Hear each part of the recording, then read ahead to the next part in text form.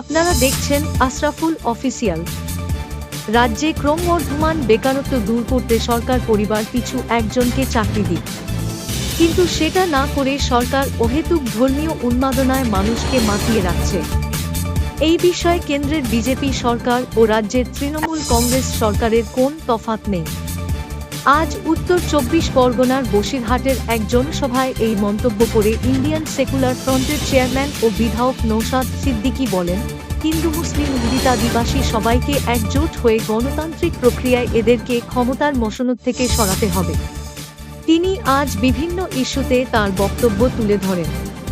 পরিযায়ী শ্রমিকরা অন্য রাজ্যে গিয়ে যে হেনস্থা ও আক্রমণের শিকার হচ্ছেন সেই কথা উল্লেখ করে তিনি বলেন, অবিলম্বে রাজ্য সরকারকে ইতিবাচক পদক্ষেপ নিতে হবে। শ্রমিকদের পরিচয়পত্র প্রদান ও রাজ্যগুলিতে নোডাল অফিসার নিয়োগের করতে হবে। আগামীকালই এই বিষয়ে দলের পক্ষ থেকে রাজ্য শ্রম দপ্তরে ডেপুটেশন দেওয়া হবে বলে তিনি জানান।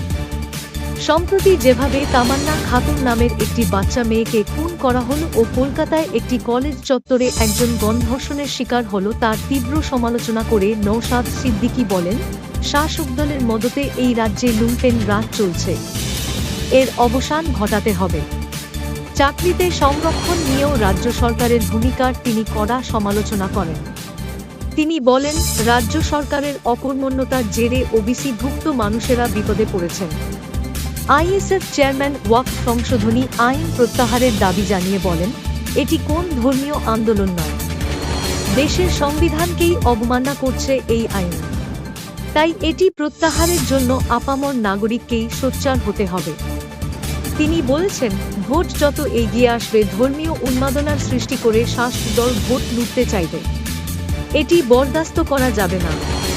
তিনি বলেন, উত্তেজিত না হয়ে যারা এই অবস্থা সৃষ্টি করছে তার বিরুদ্ধে থানায় অভিযোগ জানাতে হবে।